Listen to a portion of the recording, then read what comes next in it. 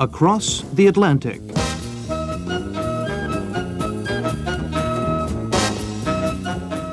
A magazine for North Americans from Germany.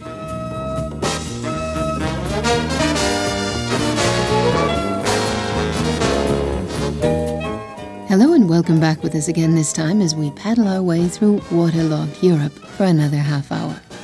I'm Kathleen Lawton, and some of our newsy ports of call will show us about traffic, the hair-raising kind that you meet on the autobahns over here.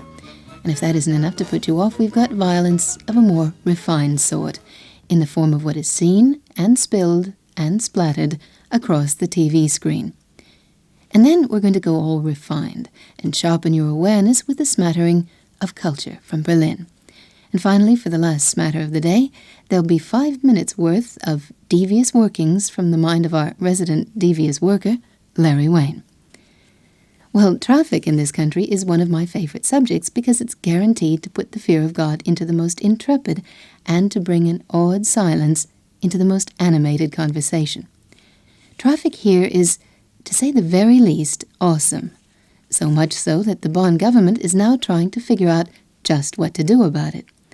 At the moment, in cooperation with industry, the government is conducting a large-scale test, which, if successful, just might help to solve some of this country's devastating freeway problems. Common sense might do the rest. Here's Alfred Schroeder in Bonn with a few details. The Ministry of Transport and the Ministry for Research and Technology have set aside several million marks to finance a large-scale test program into the traffic guiding and information system named Ali. The test is to produce information and experience and will help the decision if Ali should be introduced nationwide.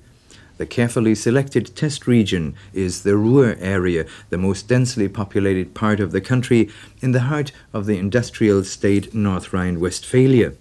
The government is cooperating with a computer firm, a car radio manufacturer, and the country's biggest automobile producer to set up a computerized guide system which will provide all necessary information on traffic conditions via a special receiver built into the car radio. It enables the motorist to have a dialogue with the computer and receive important information. At 82 different locations within a network of 100 miles of motorway, underground conductive wires and counting devices are installed which are connected with a central computer. It gathers all pertinent information on the density of traffic, on the speed it flows at, on road conditions and possible obstacles. If necessary, the computer can hand out information within split seconds on traffic jams, it can advise on the best cruising speed and recommend alternatives to the planned route.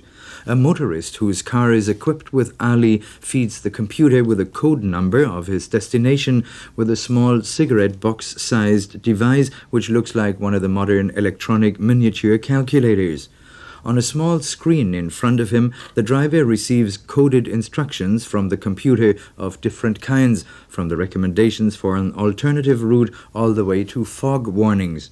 The electronic device even warns if the motorist is too close to traffic ahead. At the moment, some 400 cars in the test region are being equipped with the Ali devices. One of the expected results of the test is a confirmation of predictions that an Ali-equipped car can travel without delay, even under the most unfavorable traffic conditions, and can choose the shortest and most advantageous route between A and B and travel alternative routes in order to bypass traffic jams or other delays. The initiators are convinced that Ali not only helps motorists get around problem regions, but that it also prevents accidents and makes driving safer. It also assists traffic planners to find out traffic density and other details they need to know, and it can also reduce road construction cost as the available routes will be utilized to their maximum capacity. Ali may not be the answer to all motorists' dreams, but it may well make life easier for them and motorways safer.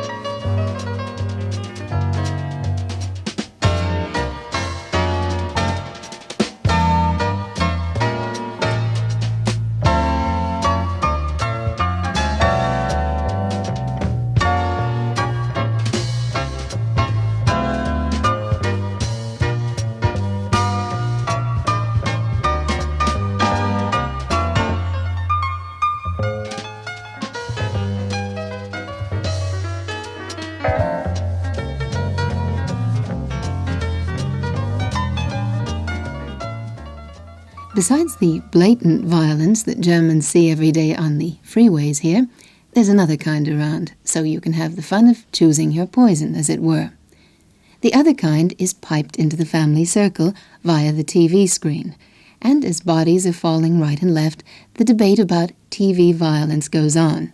One school of thought runs that the spectacle of a screen full of technicolor mutilations will inspire you to rush out and carve up your neighbors.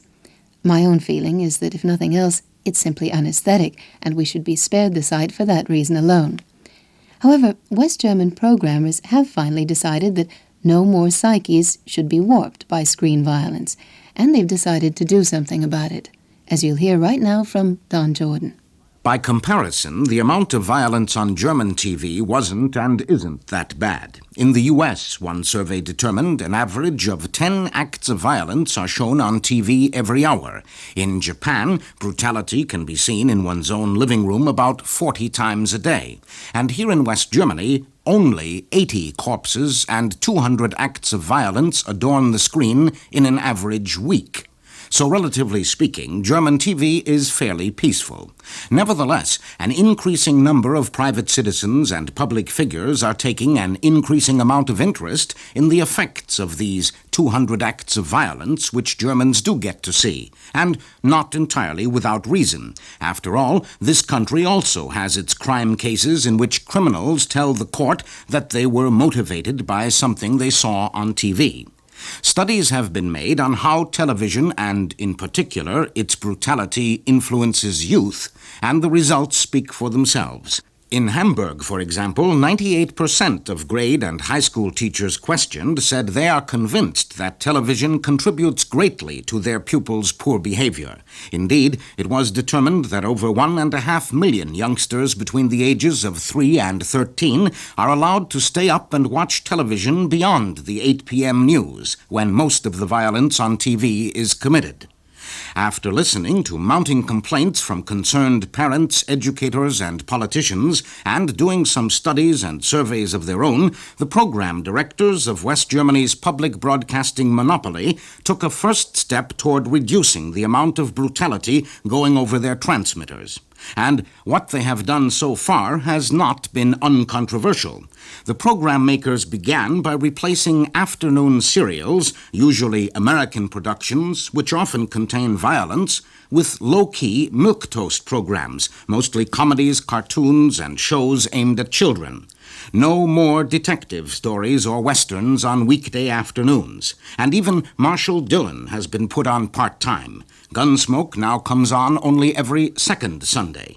The British series The Avengers has been taken off altogether, and scriptwriters in German production studios have also been given the word to keep the brutality down. All of this has taken place in a country which already had a reputation for extremely education and information rather than entertainment-oriented television. The protests to the program changes have, of course, been louder than the praise. The dissidents say the programming was boring enough even before the latest cuts in rugged entertainment, and that the musical, quiz, and talk shows, which are filling the evening slots formerly occupied by really hot programs, simply don't fill the bill. But the results of some recent polls indicate that the program directors are at least on the right track. Whereas 69% of German television viewers said that they are dissatisfied with the programming, 82% said they were in favor of less TV violence.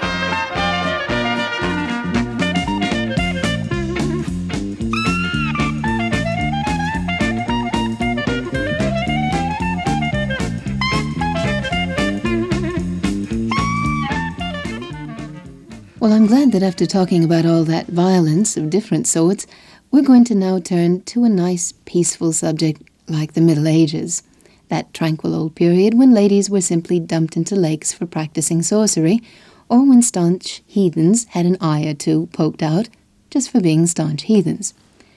Actually, the aspect of the Middle Ages that we're dealing with today is considerably more peaceful and constructive. It concerns a guild founded way back in the 12th century and still around, if not exactly prospering, today. This is the Guild of Wandering European Craftsmen, a group of people who traveled through Europe doing carpentry and masonry work, plumbing, and house painting. I wonder just what medieval plumbing was like, anyway. Steve Smith tells you a little bit about these productive itinerants. Are wandering craftsmen anachronistic, a throwback to the Middle Ages? After all, this is the age of the welfare state, job, health, and old age security, and work contracts. It doesn't seem the era to hold on to century-old guild rules and romantic travels. But Europe's several thousand wandering craftsmen, 1,000 are West Germans, have one answer to such utilitarian thoughts: phooey. These people who work as carpenters, stonemasons, plumbers, and house painters officially call themselves itinerant journeyman craftsmen. That's quite a phrase to say, and they have quite a bit to do before they become masters. Not only the usual training and apprenticeship periods, but another tradition that goes back to the founding of their guild at the start of the 12th century. A long time on the road. 3 years and a day, to be exact. And that time can't be spent in just any place or in any old way. They have a travel book that minutely details all of the stops that must be made during that period. One stop that may never be made is in the hometown of the wandering craftsman. That, of course, can be unpleasant, but perhaps it is compensated for by the fact that the craftsman must avoid running into his boss. The penalty, if he does either of those two misdeeds, is expulsion from the guild. And the itinerants are warned not to turn their long wandering into a vagabond affair. They are on the road to work and to learn and to teach others about their way of life. Play in the off hours is permitted, but it should be clean and upstanding, says the guidebook. Well, the other day, West Europe's itinerant journeyman craftsmen had a big meeting in Hamburg, that port city where many a young man and woman has gone down to the sea in ships searching for adventure. The craftsmen had a parade, dressed in their traditional costume, a black suit. But after that frivolity, they had some serious discussions about how their traditional way of life and work will continue. There are just not enough young people joining ranks. One suggestion made by the German branch of the Guild is that any young man wishing to join up be given a draft deferment from the West German Armed Forces. And why would a young man want to take up such a life? Says one young man who did just that, "Well, sir, I can stay home and complain about the neighbors any time."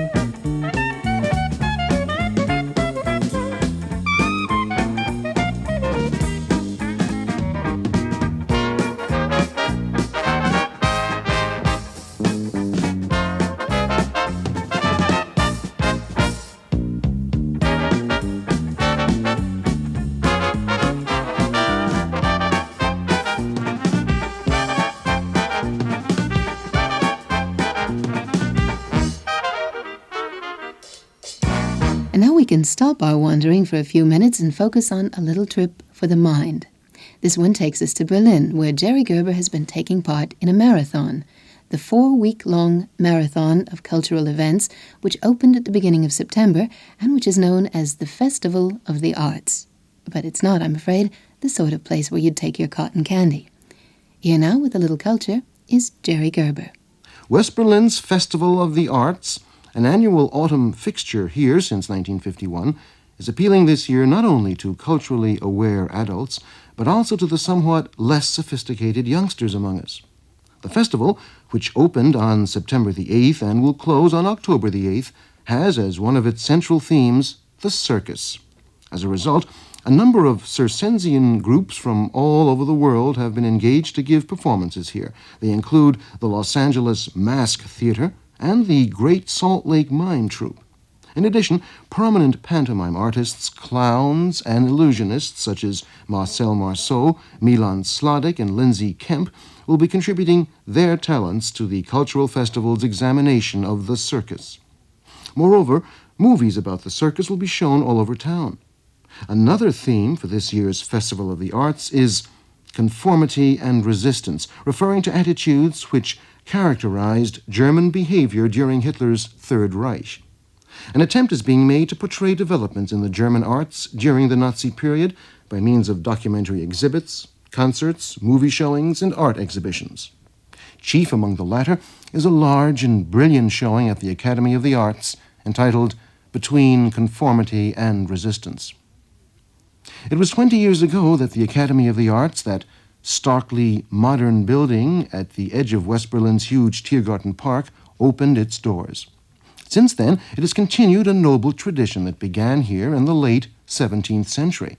It was then that Elector Frederick III, later to be crowned as Prussia's first king, founded the Academy of the Arts in Berlin.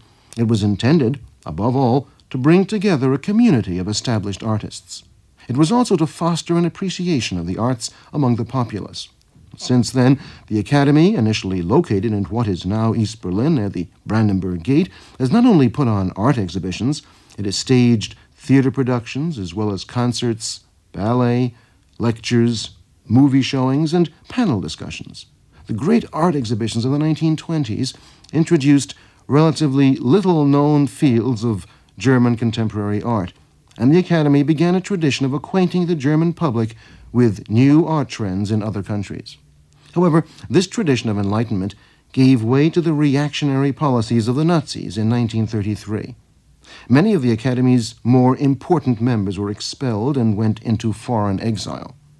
Albert Speer, Hitler's master builder, forced the Academy out of its building, and there followed an odyssey of survival and makeshift accommodations throughout the war and post-war years. The material which had been salvaged after the Nazi years had come to rest in Dahlem, a quiet West Berlin suburb and the last station before the Academy was finally able to move into its new quarters. The building, the gift of an American citizen, Henry H. Reichelt, who had been born in Berlin, was designed expressly to accommodate the manifold cultural activities of the Academy. The interior was not made to conform to the generally accepted concepts of art, marked as it is by openness and a generous use of space. For the founding members, the important thing was that the Academy be receptive to new ideas and, above all, attract young people, and this it has certainly done. For during the past 20 years, West Berlin's Academy of the Arts has been a forum, stage and showplace for artistic experiment, as well as for informal contact.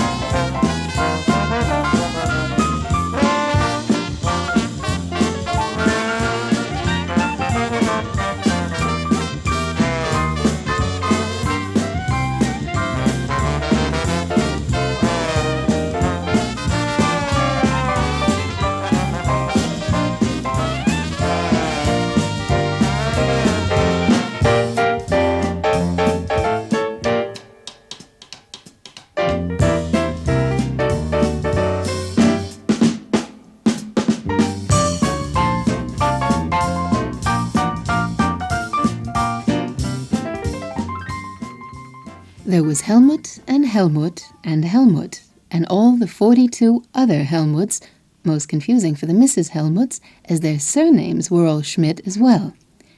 Now, why in the world, you may be asking yourself, should 45 Helmut Schmidts be gathered together in one place? And what's happening to the government while all this is going on? Well, where else could you find the answer than with Larry Wayne, who provides it now on 5 Minutes Worth. Hi, everyone, and just picture this. Here come the Schmidts, putting on the Ritz. That's the way it was. All the Schmidts converged on Gruga Park in Essen for guess what? The Schmidt Festival, of course. And the star of the show was, as should be, the West German Chancellor Helmut Schmidt in person. Now, what's in a name?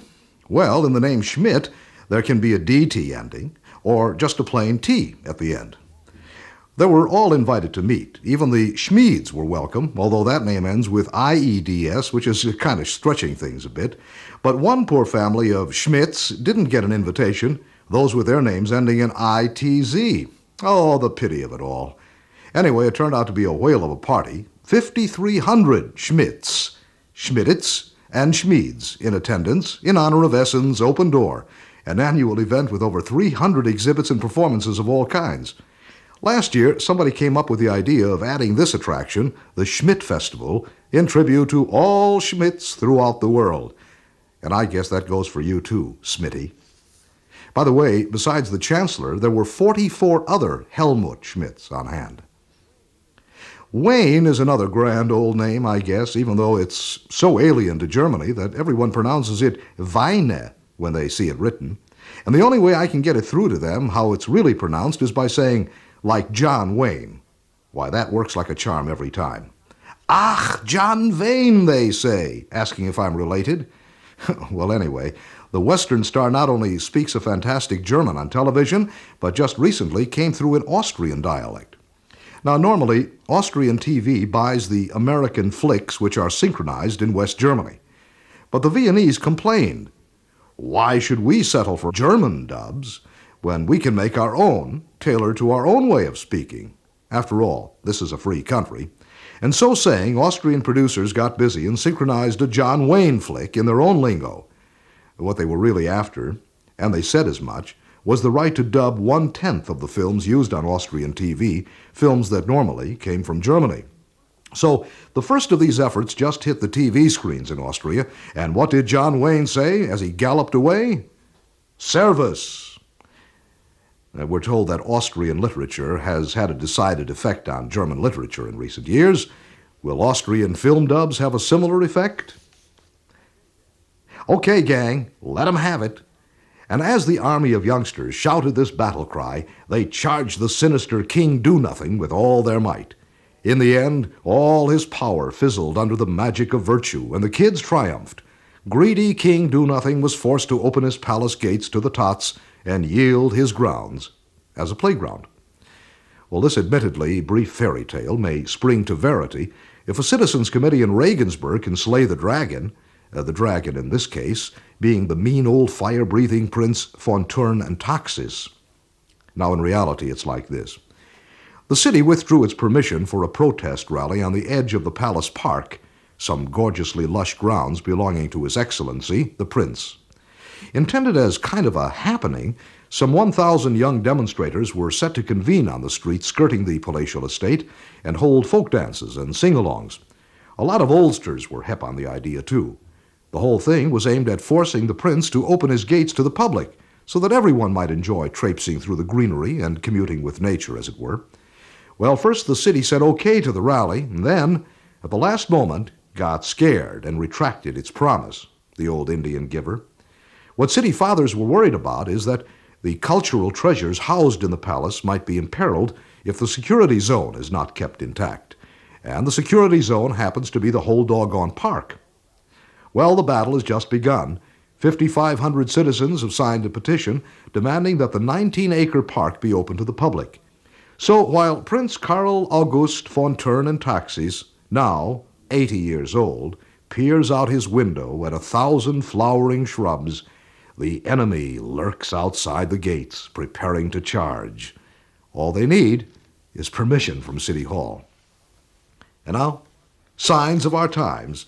And this ad, which appeared in the classified section of the Ruhr-Nachrichten newspaper under Antiques. To sell, genuine antique urn, electric, 400 BC. Well, I'm told that they had strong currents in those days. And with that, we'll vault out of here. So till next time, with regards from Jezzy, the cat what am. So long, everyone.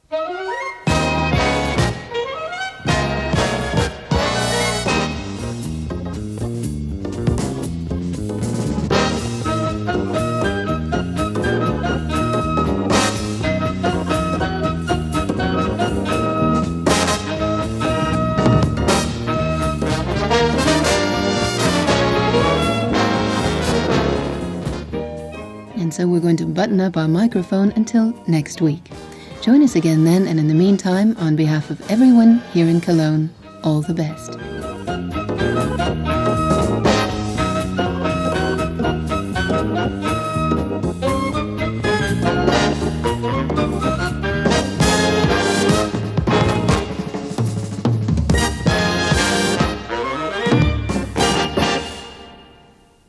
You've been listening to a program presented by the transcription service of Radio Deutsche Welle in Cologne.